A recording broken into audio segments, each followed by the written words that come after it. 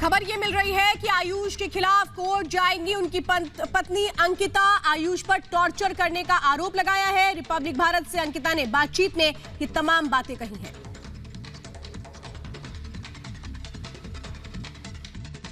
उनकी पत्नी अंकिता हमारे साथ हैं। अंकिता, आपने वो वीडियो देखा जो आयुष ने जारी किया है? नहीं।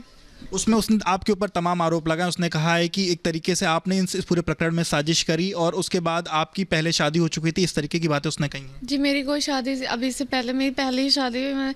मैंने कोई दूसरी शादी नहीं करी थी और जो चीज़ें मेरे जीवन में थी पहले, वो आयुष को पहले से ही पता थी। शादी से पहले मैंने उसे सारी बातें बता दी थी।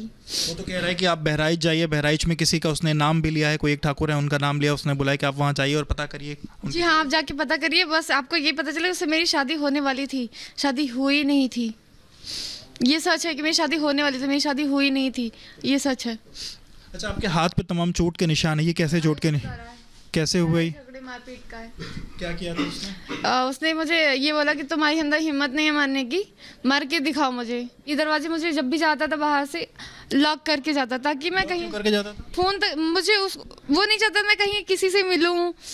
कोई शक था? कोई शक नहीं। मेरी जो लड़कियां मेरी दोस्त थी उनसे तक नहीं मिलने देता था। वीडियो में एक और बात कही कि आपने फोर्स किया और उसने जाकर के रेलवे लाइन पर बैठ करके आपने वीडियो बनवाया कि अगर वो आपसे शादी नहीं करेगा तो मर जाएगा, इस तरीके की। वो मुझे खुद लेकर गया था रेलवे ट्रैक पे कि शादी नहीं करोगी तो यहीं तुमको भी मरना पड़ेगा, यहीं पे मुझे भी मरना है। आपने ऐसा कुछ नहीं कहा? बिल्कुल भी मैंने ऐसा कुछ भी नहीं कहा था। अच्छा, नशा पत्ती टाइप का कुछ करता था? नशा करता था। वो भांग खाता था, सिगरेट पीता था हमेशा। जब भी टेंशन होती थी वो सिगरेट हमेशा पीता था।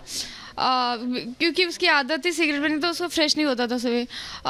ड्रिंक भी करता था और उसके दोस्त भी ऐसे हैं जो उसको लेकर जाते थे ड्रिंक कराने लिए। उसको ऑफर्स देते थे कि हाँ चलो भाई पार्टी करते हैं, ऐसा करके दोस्त भी उसको लेकर जाते थे उसके सारे। नशा मुक्ति केंद्र में भी कभी गया वो? कोई आईडी कार्ड? जी हाँ, ये आईडी कार्ड उसके, वो नशा मुक्ति का केंद्र गया था। ये कब गया था, कहाँ गया था? इसके पिताजी का जब प्रोग्राम था 3 दिसंबर को, जब ये सारी चीज़ें शुरू करी थी उनके पिताजी ने, तब का ये है। और वो नशा मुक्ति इस प्रकार कर रहा था कि बाहर नशा मुक्ति और घर के अंदर नशा चालू था उसका।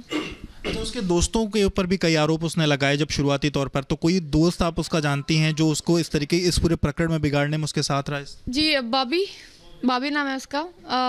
उसके पिताजी का भी एक गैंगस्टर, वो एक्चुअली अतीक अहमद के जो साथ रहते थे उनके ऊपर भी गैंगस्टर है लगा हुआ है। तो वो लोग अहमद का कौन था? बॉबी रिश्तेदार है शायद उसका। तो क्या कहते हैं, उसके पिताजी भी, उनके ऊपर भी गैंगस्टर, वो लोग छुप रहे हैं। तो वो लोग अपने आप को सेव करने के लिए वो आयुष से दोस्ती किया।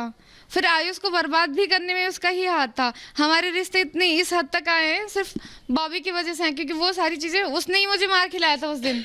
बॉबी क्यों आपको मार खिलाना चाहता था? क्योंकि उसको मैं पसंद नहीं थी। क्यों? उससे क्या नहीं पता, बस वो नहीं चाहता था कि वो आयुष मेरे साथ रहे।